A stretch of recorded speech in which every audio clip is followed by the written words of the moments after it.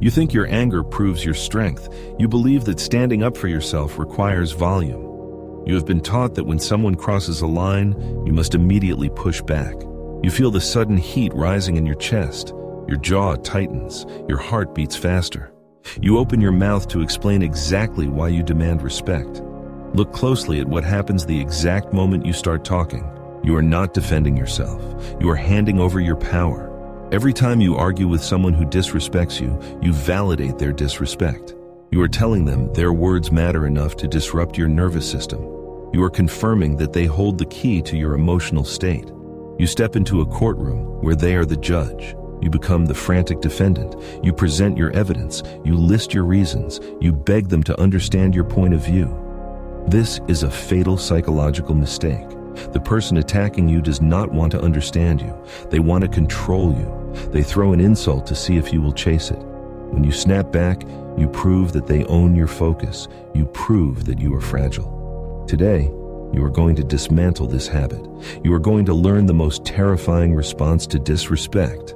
Total, absolute, chilling stillness. You will view every provocation not as an attack, but as a test of your internal walls. You are going to stop bleeding for people who want to see you bleed. Consider the mind of the Roman Emperor Marcus Aurelius. He commanded the greatest army on earth. He faced treason, plague, and relentless enemies. People constantly plotted against him. They spread lies about his character. They tested his authority. He did not waste his energy screaming at his detractors. In his private journal, Meditations, Marcus Aurelius wrote about a concept that will change your life forever. He explained that your soul is an inner citadel. He believed that external events, insults, and the actions of other people have absolutely no ability to touch your mind. The arrows of your enemies can only strike the outer walls. They cannot enter the fortress. The only way an insult can harm you is if you open the gates yourself. You open the gates by choosing to feel offended. You open the gates by believing their opinion holds weight. If you refuse to agree with the insult simply falls to the dirt. The citadel remains still. Think about the sheer amount of energy you waste on defense. Someone makes a passive comment about your ambition. Someone rolls their eyes at your choices. Someone questions your intelligence. Your immediate instinct is to correct the record. You want to force them to see your value. You carry that argument with you for hours. You replay the conversation in the shower. You lie awake at night imagining the perfect response. You are doing their work for them. You have allowed a temporary sound wave from a flawed human being to become a permanent resident in your mind. Marcus Aurelius would view this as a tragic surrender. When you adopt the philosophy of the inner citadel, the dynamic completely reverses. You stop seeing their words as weapons. You start seeing their words as wind. Wind cannot dismantle stone. When someone attacks your character, they are not describing you. They are describing their own deep insecurities. An insult is simply a confession. People only attack the traits in you that highlight a failure in themselves. When they mock your discipline, they are confessing their own laziness. When they belittle your success, they are confessing their own fear of failure. Why would you argue with a confession? Why would you get angry at someone who is accidentally showing you their deepest shame? You do not need to correct them. You do not need to heal them. You only need to observe them. The citadel remains still. To master this stillness, you must change your physical reaction to conflict. When the attack comes, your biological programming screams at you to fight. You must forcefully override this instinct. You must build a barrier of absolute silence. When someone raises their voice, do not interrupt. When someone throws a subtle jab, do not frown. Keep your face completely relaxed. Drop your shoulders. Breathe softly through your nose.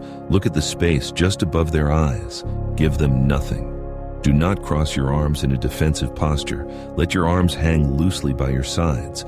You are physically demonstrating that they are not a threat. You are showing them that their aggression is irrelevant. Let the silence stretch. Silence is the heaviest burden you can place on an insecure mind. When you do not react, their words echo in the dead air. They hear how foolish they sound. They feel the awkwardness of their own unprovoked anger. They expected resistance.